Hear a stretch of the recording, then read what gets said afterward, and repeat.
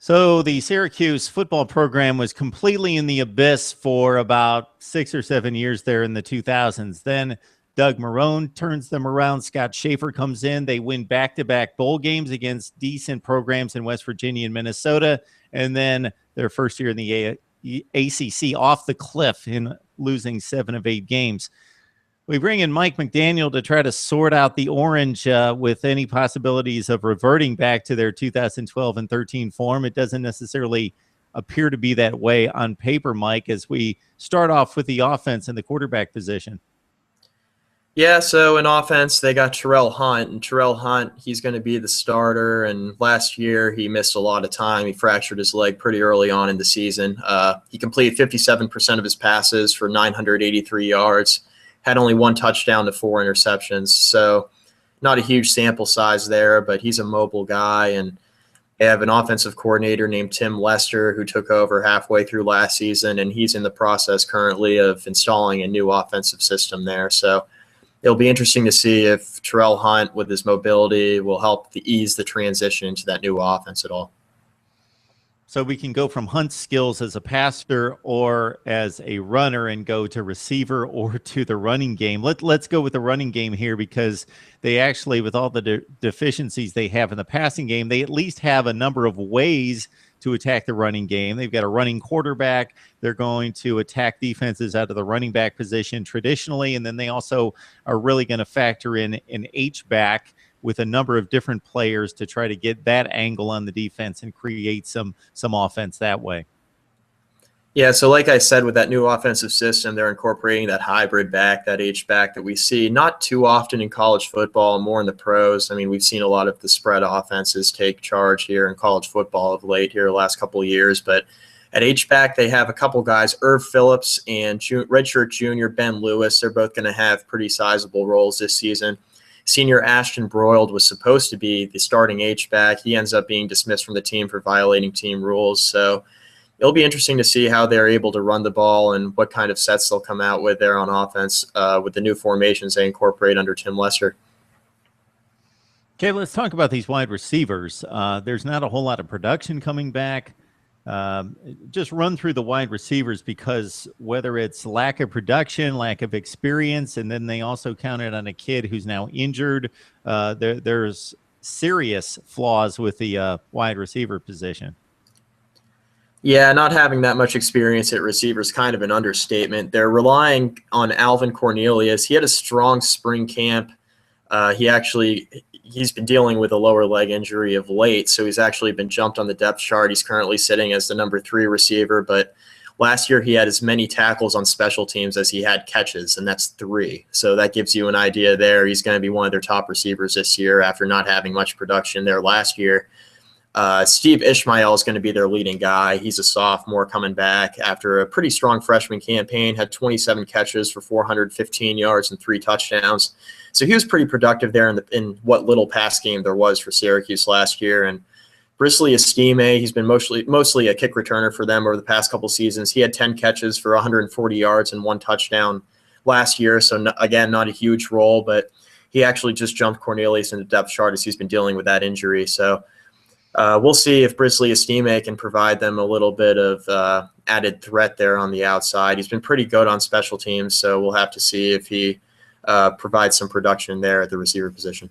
And Estime is arguably the fastest player on the team, so they definitely want him out there to try to stretch the defense with everything that they're trying to do underneath, and in the running game to try to stretch the defense, keep the defense honest, and provide some kind of playmaking dynamic for Terrell Hunt to help him out in the passing game, which just go back to the quarterback position. It really underscores the anemic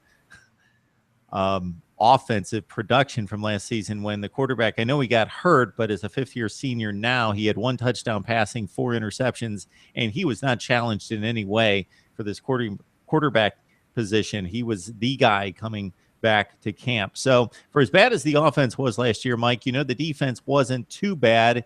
And even taking the numbers into consideration, it was placed in considerable bad field position time and time again when the offense was 3 and out. So the defensive numbers were even skewed by the lack of offensive production, and the defense was pretty good. Unfortunately, the strength was the linebacking core, and a couple of those guys are off to the NFL.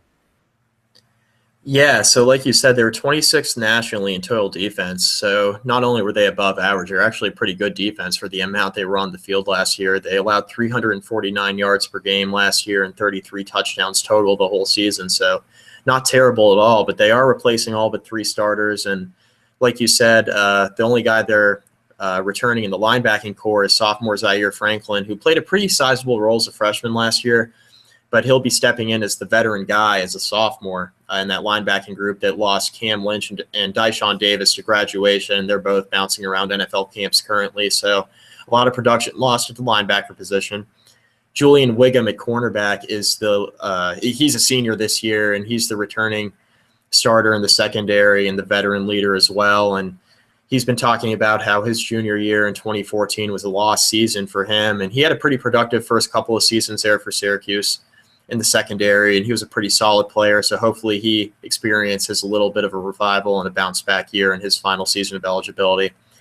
So we'll just have to see how it plays out there for Syracuse. Replacing a lot of starters is always tough, but Scott Schaefer's a pretty good defensive coach, and he's been handling most of the duties there as the head coach, kind of acting as kind of a partial defensive coordinator. Mike McDaniel joining us from inside the ACC. Mike, we rated this as the 9th most difficult schedule in the ACC. There are 3 winnable games that this program desperately needs to win out of conference. When you look at Rhode Island, Wake, and South Florida on the road, penciled, or not Wake, Rhode Island, Central Michigan, and South Florida. The LSU game, wow, that could be a rough one at the Carrier Dome before they dive into conference play. They play in the tougher of the 2 division, but they do play Virginia and Pitt, 2 games that they will probably lose, but at least have a shot in playing possibly the 2 worst teams in the other division. Yeah, and you know what? They're really going to have to win at least 3 out of their first 4 games, or 4 out of their first 5 games. If you look at South Florida, they're on October 10th, because after that, the schedule gets brutal once they get into ACC play. They open up the season with Rhode Island. That should be a win, but the Wake Forest game essentially is a toss-up.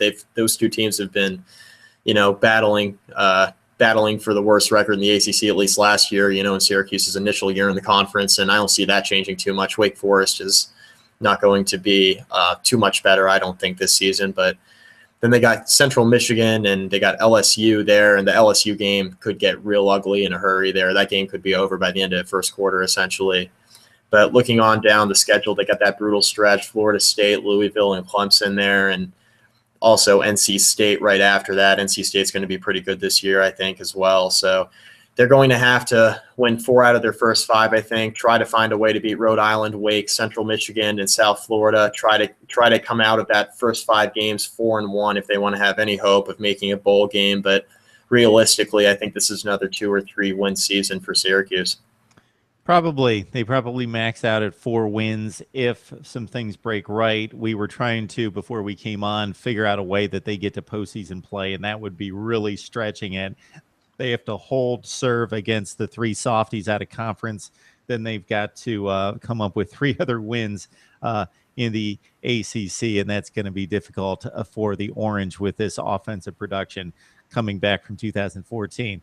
All right, Mike McDaniel from inside the ACC, breaking down the Orange. Thanks, Mike. Yeah, thanks, Mark.